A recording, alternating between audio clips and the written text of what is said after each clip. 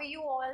This is Advocate Ayushi Arora, and today we'll be discussing what will be asked in your legal reasoning section of CLAT, which is your Common Law Admission Test.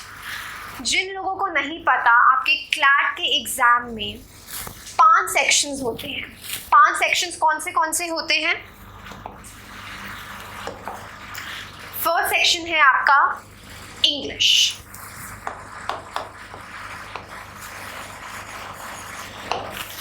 Second section है आपका logical reasoning.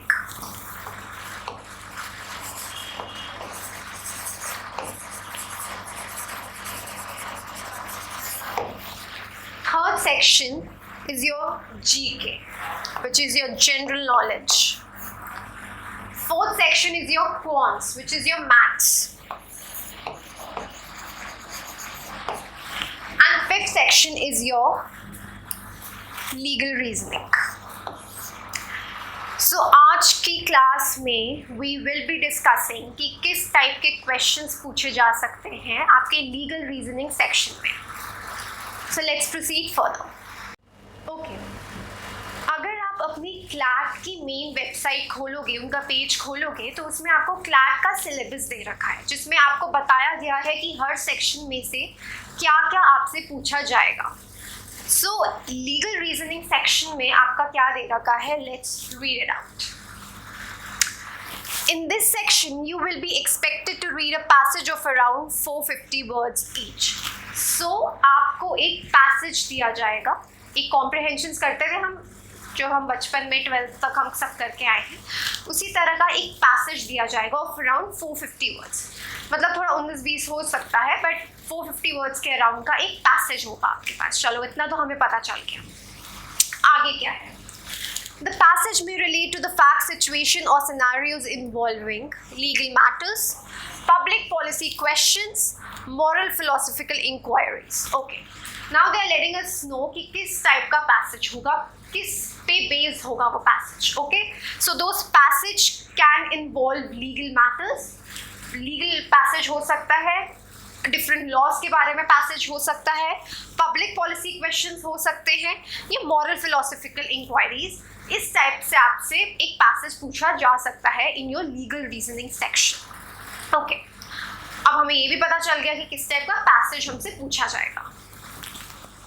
Now they are saying that you will not require any prior knowledge of law. Very nice, अच्छी बात है. उन्होंने clearly बोल दिया है that पहले you don't require any prior knowledge of law. Great. But the point is कि if you are not required any prior knowledge of law, then ma'am हम पढ़ क्या रहे हैं यहाँ पे, आप पढ़ाओगे क्या यहाँ पे? Let's read the next question. Next line. You will benefit from a general awareness of contemporary legal and moral issues to better apply general principle or proposition to the given fact scenario. अब next line में वो क्या बोल रहे हैं? That you will benefit from a general awareness of contemporary legal and moral issues. आपसे उन्होंने बोल रखा है that if you know about certain laws, तो आपका उसमें benefit होगा. अब for example, if they are asking you questions on constitution, they are actually thinking, उनको इतना तो लग रहा है कि बच्चा ने अपनी 12th किया है, जो कॉन्स्टिट्यूशन के बारे में है वो हमने अपने बचपन से पढ़े आ रहे हैं. So constitution is a basic law which they expect कि हर बच्चे को पता होगा. या if we talk about criminal law, right? तो criminal law में murder क्या है, rape क्या है, उनको है कि इतना बच्चे को तो पता होना चाहिए. ऐसा नहीं है कि वो legal, उन्होंने साफ बोला है that legal questions पूछे जाएंगे आपसे. So if you have a general knowledge about basic laws, अभी हम आगे डिस्कस करेंगे कि कौन से laws हैं जिस के बेस पे आपसे क्वेश्चन पूछते हैं क्लास में. बेसिक लॉज हैं. सो अगर आपको उनके बारे में ऑलरेडी पता होगा तो यू विल बेनिफिट, बिकॉज आपको जनरल आइडिया होगा कि वो पैसेज किस बारे में है. ठीक है. नाउ हमें ये तो पता चल गया कि किस टाइप के क्वेश्चंस हैं, कितने वर्ड्स का पैसेज आएगा. So now they are letting us know that किस टाइप के क्वेश्चंस भी आएंगे. ठीक है. और आपको what you are expected to do, So they are saying that each passage would be followed by a series of questions that will require you to identify and infer the rules and principles set out in the passage. Okay, so they are saying, अगर आपने पढ़ा होगा कि CLAT का syllabus जो है वो change हुआ है. अर्लियर क्लैट के सिलेबस में क्या होता था, you were given a principle fact questions. Principle fact question में एक प्रिंसिपल दिया जाता था, विच मीन्स आपको लॉ पहले से ही दिया जाता था, आपको लॉ के बारे में पहले से ही बताया जाता था. Like for example, and agreement that is enforceable by law is called a contract. एक प्रिंसिपल है, एक लॉ है, आपको पहले से ही दिया गया है. And then you were given a fact situation. एक फैक्ट सिचुएशंस आपको दी जाती थी and you have to apply. आपको तब देखना होता था that whether that principle, whether that law will apply to that fact situation और नॉट. बट अब सिंस क्लैट का सिलेबस चेंज हो गया है, सो नाउ वो बोल रहे हैं कि अब हमें खुद पता करना है कि कौन सा लॉ अप्लाई हुआ है उस पैसेज में. आपको एक पैसेज दिया जाएगा, बस उसमें हो सकता है it will be about contract, और it will be about a criminal law, और it would be about torts. Fine, तो उसके बारे में कुछ ना कुछ आपको दिया जाएगा. And then you have to identify कि कौन सा प्रिंसिपल या कौन सा लॉ अप्लाई हुआ है, किस लॉ के बारे में वो बात कर रहे हैं इस पैसेज में. Secondly, apply such rules and principle to various fact situations. Okay, अब हमें प्रिंसिपल हमने इन्फर कर लिया. अब उसके बाद क्या है, हमें प्रिंसिपल पता चल गया कि किस बारे में वो बात कर रहे हैं. Now you will be given different fact situation. Different facts आपसे पूछे जाएंगे, and then you have to apply your mind that whether that law, whether that principle will apply to those fact situations or not. See बच्चा, आप लोग 12th से निकले हुए हो, ठीक है. आप डिफरेंट स्ट्रीम से हो, कोई ह्यूमैनिटीज से है, कोई कॉमर्स से है, कोई साइंस से भी है. सो क्लैट का एग्जाम कोई भी दे सकता है, यू ऑल नो, राइट. आपको जो एग्जाम बना रहे हैं उनको भी ये बात पता है कि लॉ पहले से कोई नहीं पढ़ के आया, किसी को कोई नॉलेज नहीं है लॉ की. सो आपको क्या करना है, वो क्वेश्चंस जब आएंगे, you have to consider yourself. अपने आप को इमेजिन करो एज अ जज. जज पता है ना, जज बैठता है अपना, उसके सामने फैक्ट्स, उसके सामने केस आता है, वो देखता है कि कौन सा लॉ हुआ है, कौन सही है, कौन गलत है. उसी की तरह you have to imagine yourself here. So क्या होगा, आपको एक फैक्ट दिया गया है, आपको एक पैसेज में प्रिंसिपल या लॉ बताया गया है कि क्या होगा, उसके बाद आपके पास एक केस आया, विच मीन्स एक डिफरेंट फैक्ट्स आए. अब आपको पता है कि क्या लॉ है. अब वो फैक्ट्स जब आए हैं तो आपको ये देखना है कि वो लॉ उस फैक्ट में अप्लाई होगा या नहीं होगा. That's it. आपका वो ये देखेंगे कि आप कितने अच्छे से उस फैक्ट्स को, उस लॉ को लीगली एनालाइज कर सकते हो. सो उनका मेन मोटिव यही है इन दिस लीगल रीजनिंग का सेक्शन में, ठीक है. So understand how changes to the rules और प्रिंसिपल्स में alter their application to various fact situations. तो वो यही बोलेंगे कि अगर हमने उस रूल में, उस प्रिंसिपल में थोड़ा बहुत चेंज कर लिए, कि थोड़ा बहुत एक्सेप्शंस लिया है, because there are some laws जिसमें एक्सेप्शन होता है. दैट फॉर एग्जाम्पल हमें पता है कि मर्डर है, but there is an exception कि अगर मैंने अपने पर्सनल डिफेंस में किसी को मारा है तो that won't be consider as murder. So there are certain exceptions to it as well. So वो ये बात बोल रहे हैं कि कितना एक्सेप्शंस, अगर हम उस प्रिंसिपल्स में थोड़ा बहुत चेंज कर लेते हैं, क्या वो प्रिंसिपल, क्या वो फैक्ट, क्या वो रूल उस वाले फैक्ट सिचुएशन में अप्लाई होगा या नहीं होगा. क्लियर? ये सब क्लियर हो गया हम सबको कि क्या, किस टाइप के क्वेश्चंस पूछे जाएंगे हमसे लीगल रीजनिंग में. Fine, so let's proceed. So अब हम लॉ पढ़ने वाले हैं. आप सब क्लैट के लिए पढ़ रहे हो, which means you all want to go into a good law school, है ना. NLUs के लिए पढ़ सकते हो, या जो भी अपने आप का जो लॉ स्कूल है you are aspiring to go to. So हम अब लॉ स्टूडेंट्स हैं तो हमें ये तो पता होना चाहिए दैट व्हाट इज़ लॉ.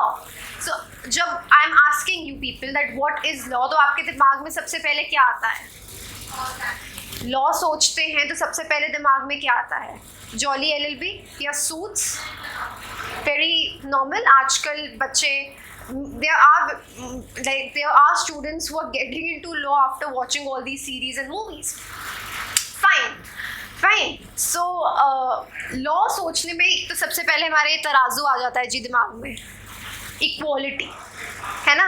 और वो एक आंटी जी जो ऐसे आंखें बंद जिसमें पट्टी लगी हुई है, या गीता के ऊपर हाथ रख के कसम खाओ, ये सब सीन्स आते हैं लॉ के बारे में. तो अब हम एक थोड़ा लीगल डेफिनेशन पढ़ते हैं कि लॉ की क्या होती है, ये सब साइड में रख के, that what is a law, what is law.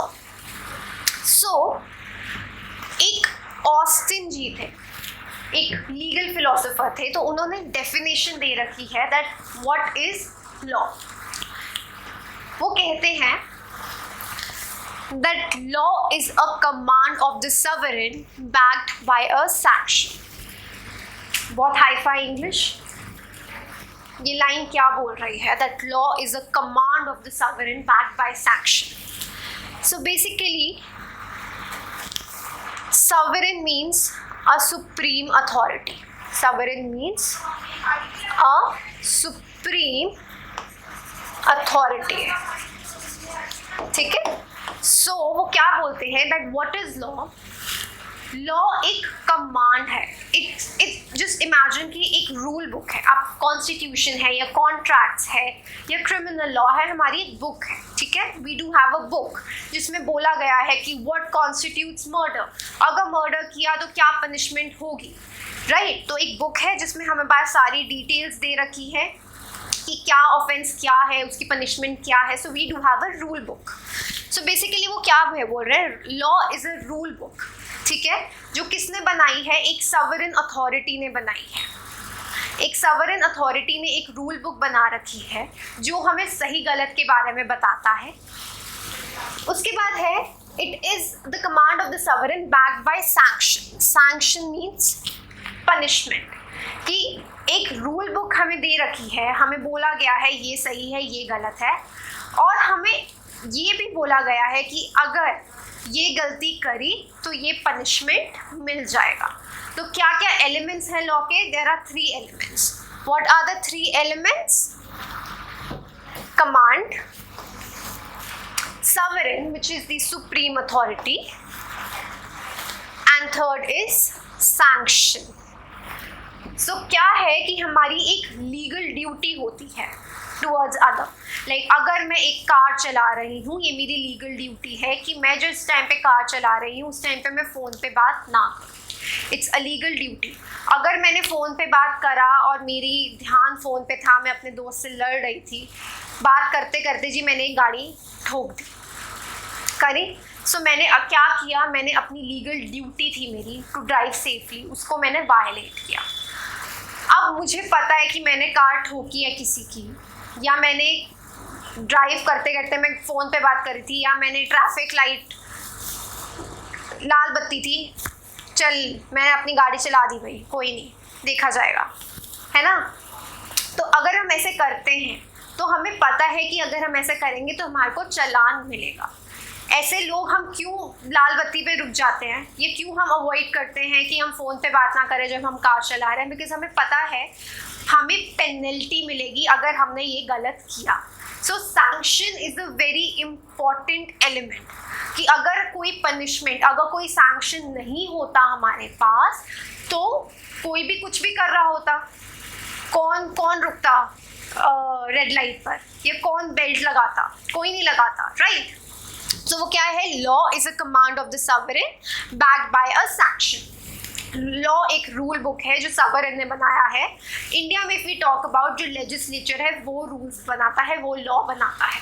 तो लॉ इज अ कमांड, वो एक कमांड है सवरेन का. It's basically a command of the supreme authority जो बैक्ड है, जिसके अगर गलत किया, अगर जिसको फॉलो नहीं किया तो सैंक्शन होगा, विच मीन्स अगर तो पनिशमेंट मिलेगी.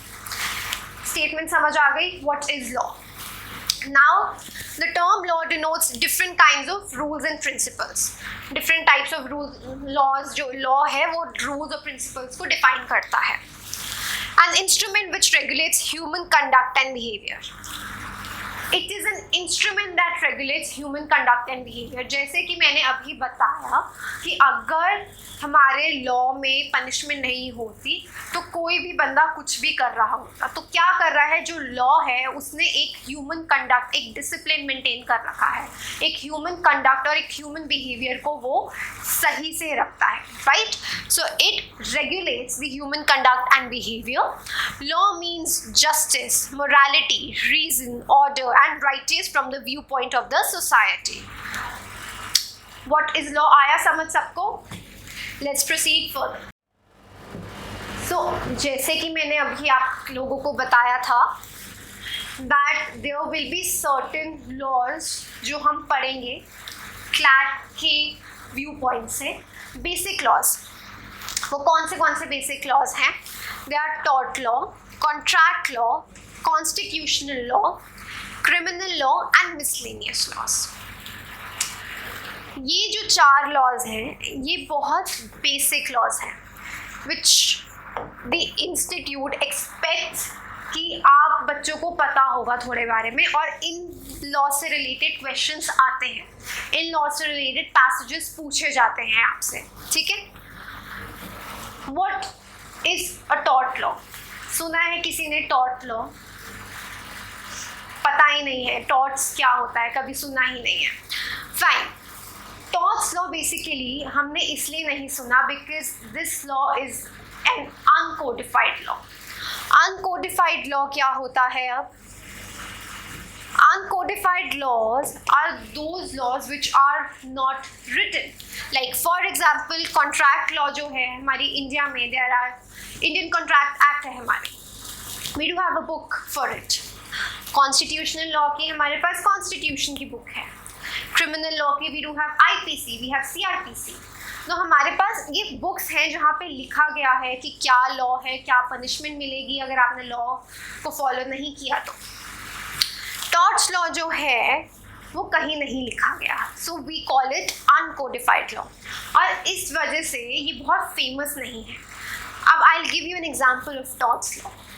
टॉर्ट्स में आता है न्यूसेंस, उसमें आता है नेग्लिजेंस। लाइक फॉर एग्जांपल अभी जो मैंने आपको कार वाला वो दिया एग्जाम्पल कि अगर मैं फ़ोन पे बात कर रही हूँ और मैंने गाड़ी ठोक दी किसी के ऊपर, so that would constitute a negligence because it was my duty कि मैं सेफली कार ड्राइव करूँ। मैंने उस ड्यूटी का वायलेट किया और मेरी वायलेशन की वजह से किसी और को इंजरी हो गई, ठीक है। सो बेसिकली टॉर्ट बहुत कॉमन मिस्टेक्स होती है और हमें ये सब चीज़ें लगता है कि यार ये तो छोटी मोटी चीज़ें हैं, तो हम उस चीज़ को क्या करते हैं, इग्नोर कर देते हैं।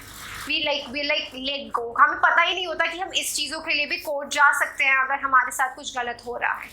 लाइक आपके साथ अगर कोई आपके घर के सामने कोई कूड़ा फेंक के जा रहा है, वो नहीं कर सकता because you do have right to live peacefully at your home. तो आपका राइट, आपकी जो राइट है वो वायलेट हुआ है। सो टॉर्ट जो है that's a civil wrong. Civil wrongs पहले इससे बताने से पहले आई लेट यू नो, अगर आपको पता, जिसको पता है वेल एंड गुड, जिनको नहीं पता, law can be divided into 2 parts, civil and criminal.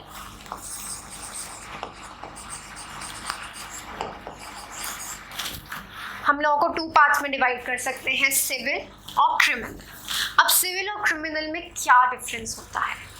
Civil में बेसिकली हम बोलते हैं that it is a wrong against an individual. हम किसी इंडिविजुअल के साथ कुछ गलत कर रहे हैं, ठीक है। अब कोई प्रॉपर्टी मैटर हो गया, अगर मैंने किसी की प्रॉपर्टी हड़प ली या कुछ ऐसा गलत किया तो वो एक इंडिविजुअल रॉन्ग है और वो मेरे और उसके बीच में होगा। तो हम इसमें क्या आता है, लाइक अगर मेरे और किसी कोई शाम नाम के बंदे के साथ हमारी कोई डिस्प्यूट हुआ है तो केस क्या होगा, आयुषी वर्सेस शाम। ये हम लिखेंगे एज अ केस लॉ जो होता है ना हमारा, ये आएगा because it is a right against individual.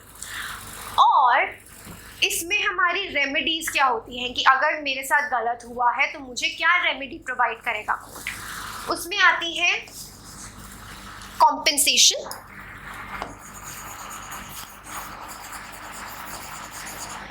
या injunction. These are the remedies that are provided to you. Compensation क्या होता है? कॉम्पेंसेशन मीन्स कि अगर मेरे साथ जो गलत हुआ है उसकी भरपाई मुझे वापस मिलनी चाहिए, ठीक है? तो आपको कॉम्पेंसेट किया जाता है कि आप वापस उसी पोजीशन पे आ जाओ जब आप नुकसान से पहले थे। और इंजंक्शन है कि एक काम को रोक देना चाहना। लाइक फॉर एग्जाम्पल मेरे साथ में एक बिल्डिंग खड़ी हो रही है, वो इतना शोर कर रही है कि जिसकी वजह से जो नेबर्स हैं उनकी तबीयत ख़राब हो रही है, या किसी का हेडेक है, किसी को माइग्रेन हो गई है, कोई बच्चे पढ़ नहीं पा रहे हैं, एक स्कूल है साथ में, बच्चे को डिस्टर्ब हो रहा है, तो मैं कोर्ट के पास जा सकती हूँ कि वो बिल्डिंग की कंस्ट्रक्शन रोक दी जाए। तो अगर वो ऐसे प्रॉब्लम दे रहा है तो कोर्ट क्या कर सकता है? उस जो कंस्ट्रक्शन है उसे रोक सकता है, तो उसको हम क्या बोलते हैं? Injunction. So these are the remedies that we are provided under civil law. Criminal law को क्या बोलते हैं? क्रिमिनल लॉ को हम बोलते हैं wrong against the society, it is a wrong against the state. So अगर किसी ने किसी का मर्डर किया है या किसी ने किसी का रेप किया है तो दैट्स अ सोसाइटल हार्म। हम बोलते हैं कि वो सोसाइटी के अगेंस्ट कुछ रॉन्ग हुआ है, ठीक है? So it is what? It is a wrong against the society.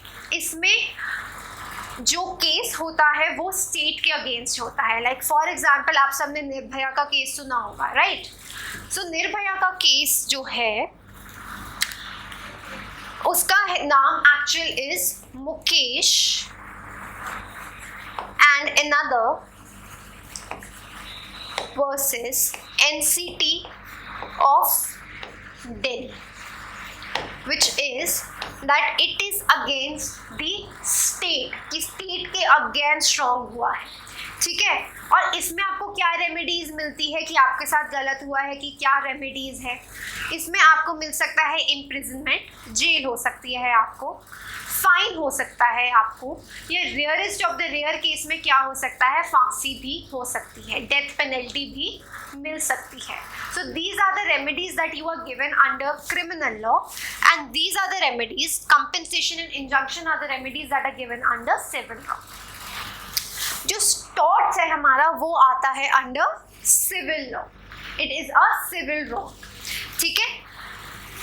Now getting to this, ये हम एक ही टॉपिक डिटेल में करेंगे एक एक क्लास में। Now coming to contract law, कि कॉन्ट्रैक्ट लॉ क्या होता है।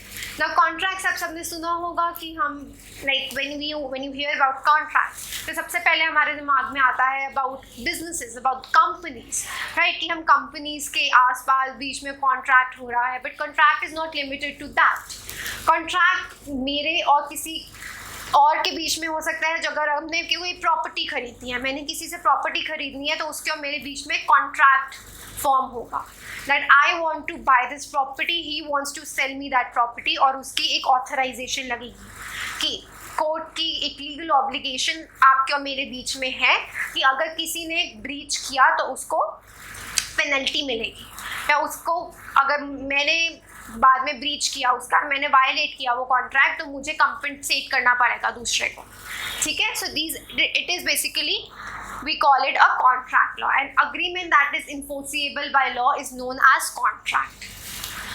Now coming to the constitutional law. Constitutional law, I call it the OG law. इसको OG law कहती हूँ मैं।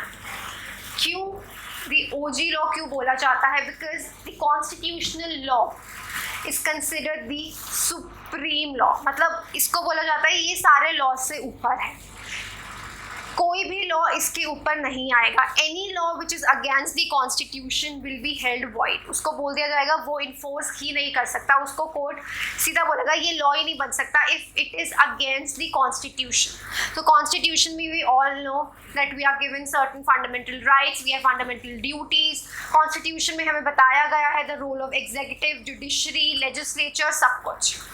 So it is all about constitutional law. अभी I'm just telling you everything in brief. एक एक करके in future classes में एक एक करके हम पर्टिकुलर लॉ को कवर करेंगे.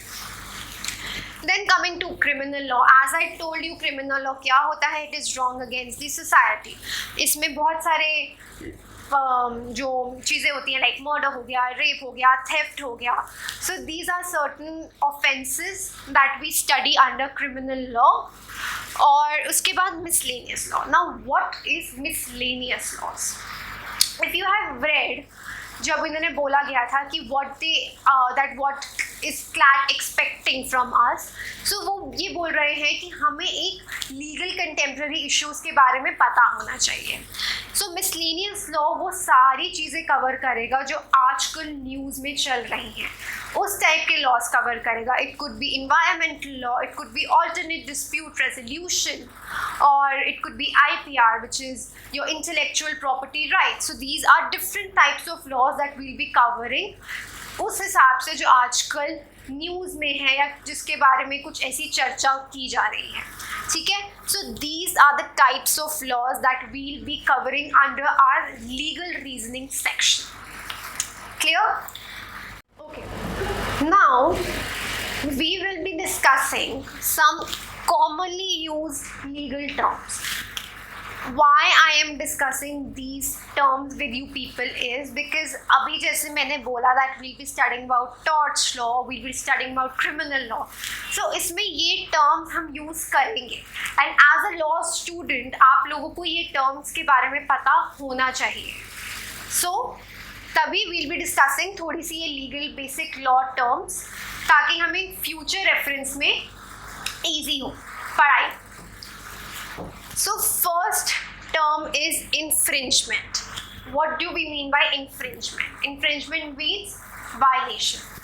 किसी चीज़ की violation को हम कहते हैं infringement. Like my fundamental rights are infringed, which means मेरे fundamental rights violate किए गए हैं. ठीक है. Now suit. What is a suit? Suits जो series है, web series. What is a suit? So suit is basically a case that we file in the court of law. It is called a suit. ठीक है. Third is trial. What is a trial? Trial means कि जो procedure पूरा follow किया जाता है, एक case एक कोर्ट में आया, एक पार्टी ने अपनी तरह से बोला, एक दूसरी पार्टी ने बोला, उसके बाद हमने एविडेंसेस कलेक्ट किए, हमने विटनेसेस कलेक्ट किए, जो ये पूरा प्रोसीजर होता है उसको कहते हैं. सो जो प्रोसीजर ऑफ कोर्ट होता है उसको हम कहते हैं trial. Now what is a plaintiff? So हम जो ये प्लेंटिफ और डिफेंडेंट हैं एक साथ पढ़ते हैं.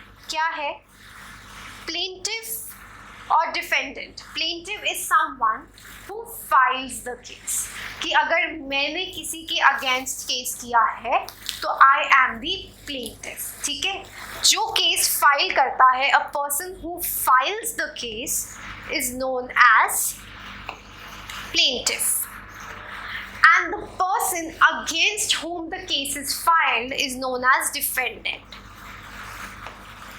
कि अगर ए ने बी के अगेंस्ट केस फाइल किया है तो ए हो गया हमारा प्लेंटिफ और बी हो गया हमारा defendant. Clear? Okay. Now coming to accused. Accused और प्रोसिक्यूशन हम साथ पढ़ते हैं. कैसे? अक्यूज्ड इज समवन जिसके अगेंस्ट केस फाइल किया जाता है, and prosecution is someone जो केस फाइल करता है, a person who files the case. अब मैम डिफरेंस क्या है प्लेंटिफ और डिफेंडेंट और अक्यूज और प्रोसिक्यूशन में? सो जो प्लेंटिफ और डिफेंडेंट है हम ये टर्म्स यूज करते हैं सिविल लॉ में. कहाँ यूज करते हैं? सिविल लॉ में. While the terms accused and prosecution is used in criminal law.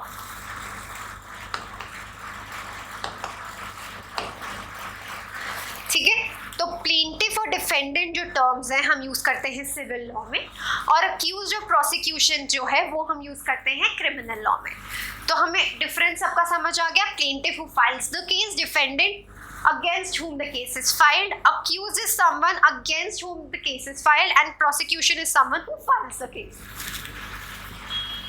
So basically PP से याद कर लो, plaintiff और prosecution are someone who files the case, और defendant and accused are someone जिसके against case file होता है, ठीक है। Now coming to the next legal term which is convict. Who is a convict? So basically हम convict उस बंदे को कहते हैं जब कोर्ट अपनी लीगली बोल देता है ना कि इस बंदे ने गलत किया है, तो हम कॉन्विक्ट कह देते हैं उस बंदे को। Like an accused becomes a convict when the court says that when the court gives its final verdict that the person has committed the crime. Like हम ये एक स्टेटमेंट बोलते हैं कि कोई भी गुनहगार तब तक गुनहगार नहीं कहलाता जब तक कोर्ट उसको अपना वो थप्पा नहीं दे देती, ठीक है। तो वो तब तक एक इनोसेंट पर्सन होता है जब तक कोर्ट नहीं बोल देती कि he has committed the offence. So convict तब बन जाता है बंदा जब कोर्ट अपना लीगली थप्पा दे देती है दैट हाँ इस बंदे ने क्राइम कमिट किया है, ठीक है। Then who is a witness? Witnesses हमने सुना है कोर्ट में अपना कोई टेस्टिमनी देता है कि हाँ गवाही देता है कि हाँ इसने क्राइम किया था, मैंने देखा था, है ना। तो these are called witnesses. Now coming to appeal. What is appeal? Appeal is कि अगर हम एक केस फाइल करते हैं एक लोअर कोर्ट में, अगर मैं उस लोअर कोर्ट से सेटिस्फाइड नहीं हूँ तब मैं फिर जाऊँगी हाई कोर्ट में, उसके बाद मैं हाई कोर्ट से भी सेटिस्फाइड नहीं हूँ तब मैं जाऊँगी सुप्रीम कोर्ट में। तो जो ये प्रोसेस होता है कि मैं लोअर कोर्ट में जा रही हूँ, फिर मैं हाई कोर्ट में जा रही हूँ, मैं सुप्रीम कोर्ट में जा रही हूँ, तो मैं क्या कर रही हूँ? अपील कर रही हूँ। मैं अपील कर रही हूँ कि मैं अपना लोअर कोर्ट से सेटिस्फाइड नहीं थी, सो हम अपील मैं अपनी हाई कोर्ट में फाइल कर रही हूँ, और मैं हाई कोर्ट से सेटिस्फाइड नहीं थी तो मैं अपनी अपील सुप्रीम कोर्ट में फाइल कर रही हूँ, ठीक है। तो अपील समझ आया। उसके बाद आ जाते हैं आर्टिकल्स। आर्टिकल्स क्या होते हैं? कॉन्स्टिट्यूशन में हम पढ़ते हैं article 14, article 21। So these are the articles जो हम यूज़ करते हैं, दैट आर्टिकल्स जिसके बारे में जो कॉन्स्टिट्यूशन में दिया जाता है। Okay, very very important thing now. Articles और सेक्शंस हम एक साथ देखते हैं। क्यों? क्योंकि मैं इसमें डिफरेंस बताऊंगी। सेक्शंस क्या हो गए? सेक्शंस भी इस टाइप का ही हो गए कि अब मैं क्रिमिनल लॉ में बोल रही हूँ तो सेक्शन 370 या सेक्शन 340 या जो भी सेक्शंस होते हैं जो हमें बताया गया है, ठीक है। अब सेक्शंस एंड आर्टिकल्स में डिफरेंस क्या है? आर्टिकल्स सिर्फ और सिर्फ कॉन्स्टिट्यूशन में यूज़ होते हैं, बाकी और सारे लॉज में सेक्शंस यूज़ होते हैं। This is very important for students, क्योंकि ये मिस्टेक बहुत सारे बच्चे करते हैं in your first year of law school. First year of law school में काफ़ी बच्चे कंफ्यूज हो जाते हैं और ये बहुत गलतियाँ करते हैं अपने एग्ज़ाम में। सो बहुत इम्पॉर्टेंट है ये दिमाग में रखना कि आर्टिकल्स जो हैं आपके, आर्टिकल्स सिर्फ और सिर्फ कॉन्स्टिट्यूशन में होते हैं, बाकी सब में सेक्शंस होते हैं, ठीक है। अब क्लॉजेस क्या होते हैं? क्लॉजेस हो गया कि अगर मैं बोल रही हूँ आर्टिकल 14 1 ये है, तो जो ये 1 है इसको हम कहते हैं क्लॉज। तो इसको हम कैसे बोलते हैं? Article 14 clause 1। Like if we are talking about article 14 में किसी की चीज़ के बारे में या सेक्शन में किसी के बारे में बता रहे हैं और उसकी बाय सब डिविजन्स जो कर रखी हैं उसको हम कह देते हैं क्लॉजेस, ठीक है। उसके बाद आ जाते हैं bare acts. What are bare acts? अब जैसे मैंने आप लोगों को बोला था कि एक रूल बुक्स होती है, कॉन्ट्रैक्ट की हमारे पास रूल बुक है, कॉन्स्टिट्यूशन की हमारे पास रूल बुक है, उन रूल बुक को हम कहते हैं बेयर एक्ट्स। जब आप अपने लॉ कॉलेजेस में, लॉ स्कूल्स में जाओगे तो आप जब वहाँ पे स्टेशनरी वगैरह होते हैं तो हम उनको ये बोलते हैं कि भैया हमें ना फैमिली लॉ की बेयर एक्ट दे दो, भैया हमें कॉन्स्टिट्यूशनल की बेयर एक्ट दे दो। जो वो बुक होती हैं उसको कहते हैं bare acts. Clear? Now what is a PIL? Public Interest Litigation। Public interest litigation is that thing कि इट्स नॉट कंपल्सरी कि सिर्फ एक एडवोकेट ही ये चीज़ फाइल कर सकता है, कोई भी फाइल कर सकता है। पब्लिक इंटरेस्ट लिटिगेशन एक ऐसी चीज़ है, लाइक फॉर एग्जांपल मैं एक सोसाइटी में रहती हूँ और मेरे साथ में ही एक फैक्ट्री खुल गई है जो बहुत पोल्यूशन, बहुत धुआं वगैरह होता है, जिसकी वजह से बच्चों को प्रॉब्लम हो रही है, लोगों को प्रॉब्लम हो रही है, that I can file PIL, public interest litigation. मैं सीधा कोर्ट में जाऊंगी और मैं वो कंप्लेन कर दूंगी, ठीक है। एक मैं PIL फाइल करूंगी, पब्लिक इंटरेस्ट लिटिगेशन इसको कहते हैं। और यहाँ में ये जो पब्लिक इंटरेस्ट लिटिगेशन है, आप सीधा सुप्रीम कोर्ट या हाई कोर्ट में फाइल कर सकते हो, आपको लोअर कोर्ट में जाने की ज़रूरत नहीं होती। Then coming to citation, what is a citation? Citations are basically tags.